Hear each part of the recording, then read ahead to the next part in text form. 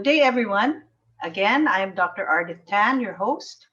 Welcome to the fourth episode of MedChat, your health questions answered. Ang munting public service ng De La Salle University Medical Center ukol sa mga kondisyon at katanungang medikal, aiming to provide you with expert opinion on specific conditions that could be a problem for you, your loved ones, or your friends.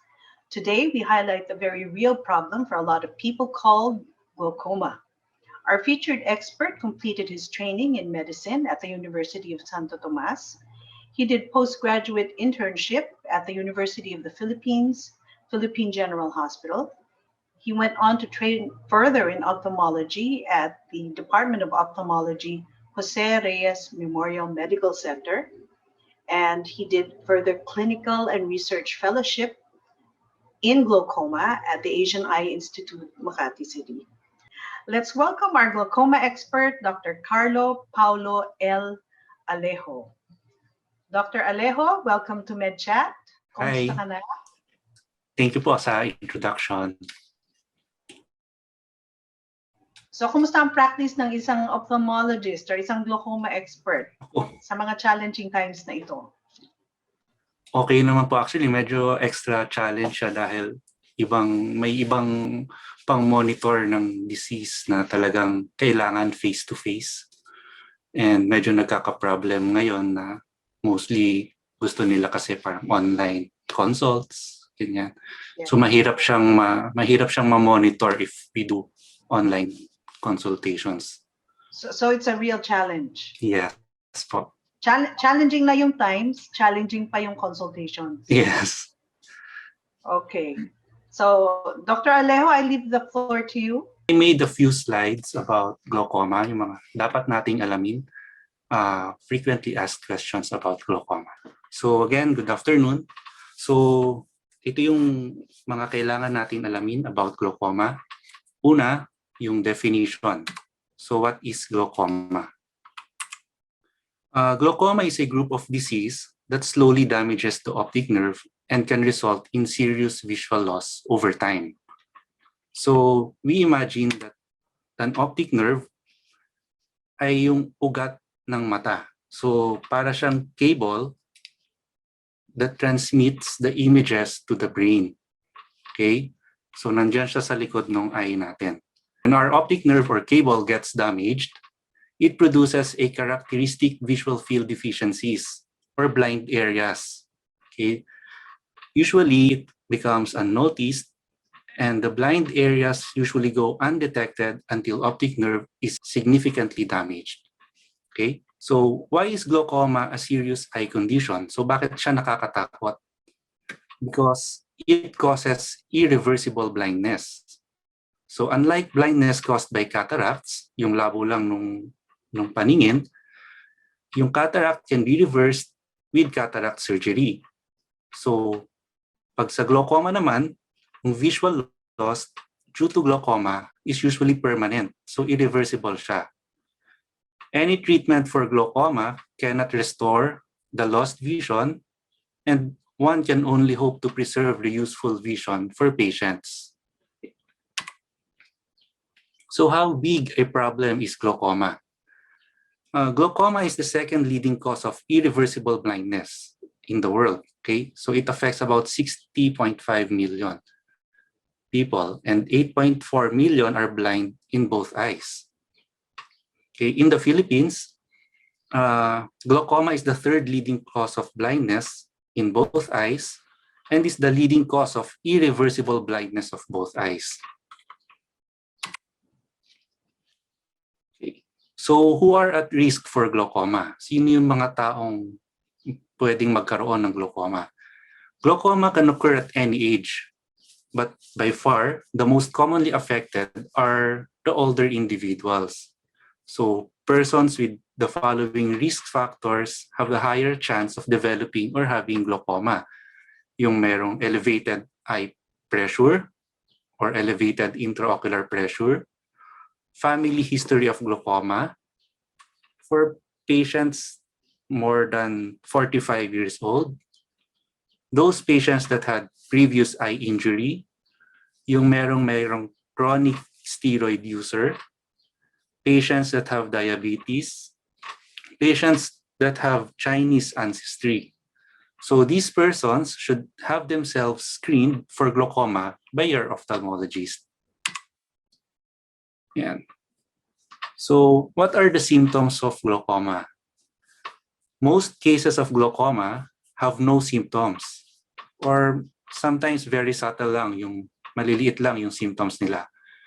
So because visual field loss starts at the edges of the visual field or yung peripheral vision, many glaucoma sufferers do not realize that there is a problem until they have lost a large area of their vision. Okay? So a smaller percentage of patients have the following symptoms. Meron silang panglalabo ng paningin, eye pain or redness, headache, nausea and vomiting, or yung merong minsan rainbow-colored halos around lights. Okay. So how can we diagnose glaucoma? A complete regular eye exam done by your competent eye specialist is the first step in screening for glaucoma. And usually, that involves an optic nerve exam. So sa optic nerve exam na yan, the ophthalmologist can visualize the optic nerve directly by using specialized tools. So ang recognition or yung pagkakatingin sa distinct glaucomatous nerve damage is essential for diagnosing a glaucoma. Ito yung picture ng normal na optic nerve. So this is what an ophthalmologist sees. Yung nasa kanan naman is yung optic nerve na nasira gawa ng glaucoma. So you could see the changes na significant between the optic nerves. Okay. So examination of the optic nerve can indicate if the disease is progressing or stable. So makikita ng doctor, ng ophthalmologist, yung changes through time, through serial examinations of the eye. So mapapansin na iba-iba ang itsura ng optic nerve habang lumalala yung glaucoma. Okay. So a way to document change also is to do serial optic nerve examination using specialized machine like an optical coherence tomography or OCT of the optic nerve. So yung OCT ng optic nerve, pinipicture niya, takes the picture of the nerve and scans it for the damages around the nerve. So pwede itong makuha, pwede itong gamitin to monitor the progression of the disease. Okay. Since nasabi natin na ang eye pressure ay important sa na risk factor for glaucoma, kailangan nating makuha yung eye pressure. So it can be measured with special instrument called a tonometer. So itong images na to, ang iba't ibang halimbawa ng mga tonometers. Ang most common one, yung Goldman applanation tonometer, meron mga non-contact or yung mga hindi didikit sa mata na pagkuha ng pressure sa mata, kagaya ng ear puff tonometer. Meron ding mga portable na tonometers like the handheld tonometry. So this is essential in the treatment of glaucoma, which generally involves lowering of the eye pressure to your baseline level. Another way to examine ang glaucoma is to do gonioscopy. So itong procedure na to examines the drainage system of the inside of the eye. Okay. So blockage of these drainage channels of the eye may lead to eye pressure elevation. So visualization of this drainage determines the treatment options for glaucoma patients, as well as those patients that are at risk for developing glaucoma. Next, we have the perimetry or the visual field exam. So since glaucoma produces a characteristic visual field change, yung visual field examination using an automated perimeter is essential for diagnosis of glaucoma. So this machine can identify subtle changes. So the more dark or blind spots present, the more severe is the disease. So can glaucoma be cured? Unfortunately, no, it cannot be cured. So damage to the optic nerve caused by glaucoma is permanent. However, yung glaucoma can be controlled, especially when discovered early. In certain cases, the risk of developing glaucoma can greatly be minimized by particular types of prophylactic treatment. So we can just control the disease, but we cannot cure it. And the only treatable risk factor is to control the eye pressure. Kaya nasabi natin kanina that the treatment aims to lower the eye pressure. So paano natin pinapababa yung eye pressure? First, it depends on the type and severity of glaucoma. So it usually involves using eye drops or oral medications. We could perform laser surgeries or surgical procedure just to lower the eye pressure. Okay. Since there is no cure for glaucoma, yung lifelong monitoring of the condition is needed. In summary, glaucoma is a potentially blinding disease, and it may have no symptoms, and people may have it and not know it. So glaucoma screening is important to detect and treat it early, and there is no single diagnostic test to diagnose glaucoma. And once diagnosed, a regular lifelong follow-up is important. Glaucoma damage and vision field loss is permanent, kaya kailangan siyang matreat ng maaga. And our treatment aim is to preserve whatever vision remains. Okay? So if you suspect or you have someone that has glaucoma, a board-certified local ophthalmologist can help you diagnose the disease. And for further information, you could also contact yung specialized group like the Philippine Glaucoma Society. So marami silang ways to reach them. You have their website and their Facebook page. So they have lots of information about the disease as well. So thank you. Salamat ng marami, Dr. Alejo. I think that was yung discourse nyo, it was very enlightening, okay, sa ating mga listeners. Meron lang akong mga karagdagang tanong, if you would permit, na sige po, kung tanungin sa iyo. Una-una, pag mas marami ba yung risk factors? Because you showed us a slide highlighting yung mga risk factors sa pagkakaroon ng glaucoma.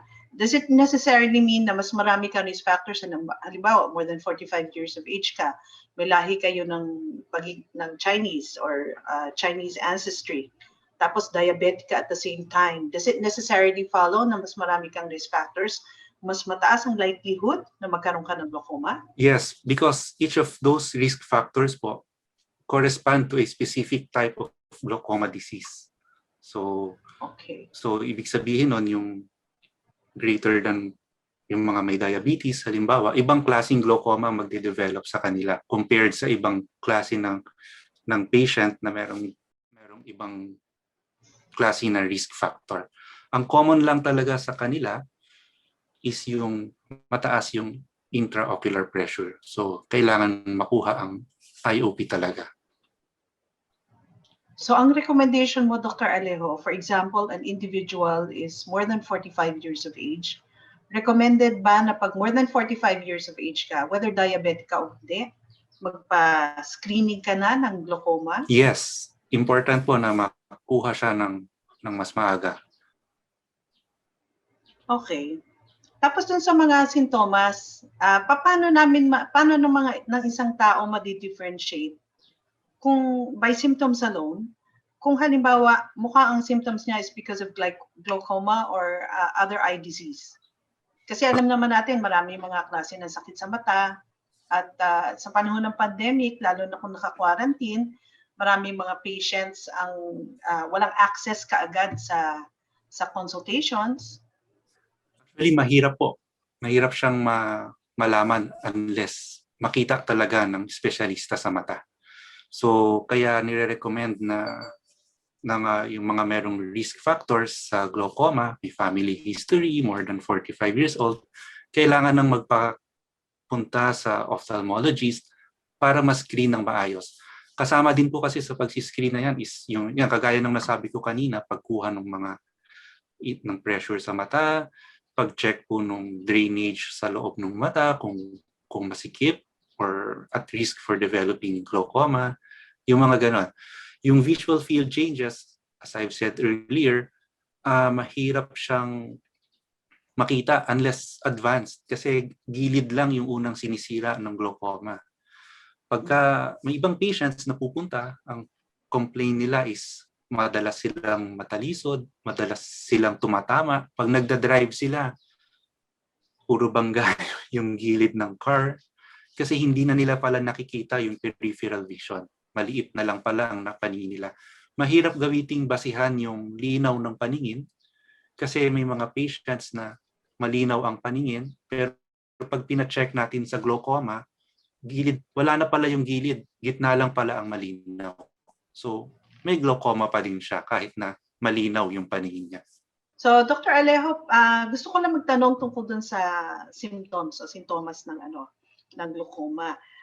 Sabi mo, isa sa mga manifestations nila is pwede silang magkaroon ng nausea and vomiting or pagduduwal at pagsusuka. So, pwedeng ipaliwanag mo bakit nangyayari ito? Okay. Yung marami kasing klase ng glaucoma. So, yung usual type na klase ng glaucoma, yung tinatawag natin na acute angle closure glaucoma or in attack, siya yung klase ng glaucoma na biglang tumaas yung pressure sa mata. So yung nangyayari yon kapag biglang nagkakaroon ng pagbara sa drainage system natin sa loob ng mata. Kaya pag tumaas yung pressure sa mata, parang literal na parang mararamdaman nila na puputok yung pakiramdam. So may eye pain. Tapos mag-manifest din yun ng sakit sa ulo. Tapos pagkalabo ng paningin dahil naapektuhan yung ibang parte ng mata. Para maintindihan nila na it's because of the headache. Yes. Or the eye pain. Okay, Yes. the eye pain that translates to Usually, kasi ang normal pressure natin pag mineasure sa is mga hanggang 21 millimeters mercury. So parang siya yung tamang tigas niya. Yung mga patients na merong angle closure, maabot ng 60 to 70 yung pressure nila. So yun. Or pag naramdaman na matigas yung mata. Ganun. Mahirap siyang makuha yung number na yon kung hindi kayo magpapatingin sa ophthalmologist. Kaya kailangan talagang makita ng ophthalmologist. Sa mga sinabi niyong mga diagnostics, available ba dito sila sa De La Salle Yes, UST? opo, available yung optical coherence tomography natin. Available din yung visual field machine natin. Actually, may plano pang kumuha ng mas magandang klaseng machine para sa center natin. Okay. And then, of course, alam niyo naman na Dr. Alejo, marami tayong mga kababayan before the pandemic, mga financially constrained na sila, lalo na nagkaroon ng pandemic. And kung halimbawa, i-advise sila na mag-undergo ng lahat ng examinations na to, I'm pretty sure that it will cost a lot. So kung halimbawa, na-examine na yung pasyente, ano yung mga basic, you give us a ballpark figure of how much they can expect to spend para may idea sila na kung magpapa-check up sila. Kasi may mga patients, minsan, the reason why they don't want to see or come for check-up unless talagang matindi nararamdaman nila is because of financial considerations. Yung examination, yung mga tests po na yun, ano naman siya, parang ginagawa lang siya kapag mataas ang suspetsa or pag nagmo-monitor sa glaucoma. Pero ay regular check-up, determine na rin ng ophthalmologist kung suspicious looking or glaucoma ang isang pasyente. Kung sakaling gustong magkaroon ng objective finding, like doing those tests, usually mga nasa around 5,000 pesos yung mga ganyan. Each. No, actually, they offer packages the glaucoma package. Okay. So, ganyan. So mas mahal pag hiwalay-hiwalay. So, pag naka-package po siya, naka-bundle, usually mas may discount. Siyempre, may discount pa pag senior citizen. Yung ganyan. Unfortunately, hindi pwede yung PhilHealth sa ganyan because it is, hindi siya kasama sa PhilHealth. Okay. And then, pagka halimbawa, Dr. Alejo, yung pasyente ko konsulta sa ating Yes OPD, po. may additional discount ba sila kung kailangan nilang mag-undergo ng mga They tests have na to? special rates po, as far as I know, for our OPD patients. And then, of course, you gave us the contact number of the Philippine Glaucoma Yes. Society. Pero dun sa mga nakatira malapit dito sa Lasal, o kaya mas preferred nila na dito pumunta, anong advice nyo sa paano sila mag-set ng appointment? Kailangan ba in the first place necessarily na glaucoma expert muna ang puntahan nila or pwedeng Hindi naman general po. ophthalmologist? General ophthalmologist, lahat naman ng basta board certified ophthalmologist, makikita po sila. Alam nila mag-diagnose, alam nila mag-treat ng glaucoma. And then pag kailangan na lang ng procedure or ng surgery, most of the time sila pupunta sa... Most of the time po, ganun ang nangyayari. Okay. And then dun po sa mga treatment for glaucoma na binanggit ninyo. Yes. Anong available dito sa Lasal? Anong pwedeng i-offer sa UNC? We could do almost yung lahat ng treatment na possible for glaucoma, especially yung laser na yan. We have laser machines sa center natin. We also do glaucoma surgical procedures for those patients na may advanced glaucoma sa center din po. So pag nag-undergo ng treatment mismo, whether laser or surgery, yan covered na siya ng PhilHealth? Yes, opo. Covered na yun ng PhilHealth. And then, do they expect na ito ba ay outpatient procedure or kailangan silang magpa-admit, magpa-confine? Most of the time, it is an outpatient procedure. Unless patient requests na gusto niya magstay sa hospital. Magpa-admit. It is an magpa-admit. Opo. Pero most of the time, it is an outpatient procedure. Okay. And then, sorry na makulit ako, Dr. Alejo, pero kung halimbawa magpapa-laser sila, how much ang dapat nilang paghandaan para sa isang laser surgery versus actual surgical procedure? Ang laser procedure naman po covered ng PhilHealth except may mga certain charges na hindi na-cover. So minsan may excess shoulder sa ganyan. Depends po sa OPD cases naman yata natin. Again, meron special rates for them. And then, Dr. Alejo? Yes po. Siyempre, most patients would prefer the least invasive procedure. Yes. So you usually start really treating glaucoma using medications, using eye drops, ganyan. So pag hindi nako-control yung pressure sa mata, doon mauuwi sa some more invasive procedure like yung laser and yung surgical procedure. Yung pag nagsabing surgical procedure, gumagawa na ng drainage ng fluid from the inside to the back of the eye. So yun kaya siya invasive. Of course, mas invasive, mas merong excess na charges na accumulate kasi mas gagamit po nung ibang gamot para makatulong na mas maging successful yung surgery. Okay, so I guess from what you're saying is the way to go really is to catch the condition early. Yes. Yes po. So that you prevent it worsening.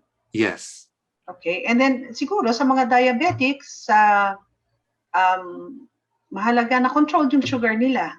Yes. Actually, ang pagmumulan kasi talaga nung cause ng glaucoma from diabetics is yung complication niya. Complication ng diabetes to the retina. So nadadamay lang, nagkakaroon lang ng glaucoma. So pag advanced na yung diabetes and naapektuhan na yung retina, yung tinatawag na diabetic retinopathy, nadadamay yung drainage system, minsan nagbabara. Kaya tumataas po yung pressure sa mata. Yung bang mga nire-recommend, Dr. Alejo, especially advertisements on TV and on social media for eye care or eye health, is there any justification? Mapiprevent niya ba yung pagkakaroon ng glaucoma? Can you just give us a little bit of a comment? Wala po akong nabasang study about yung mga ganon na nagko-cause. Kasi ang treatment ng glaucoma is geared towards lowering the eye pressure. So kung yung gamot na Yes. pinapatak nakakapagpababa ng eye pressure, baka nakakatulong sila.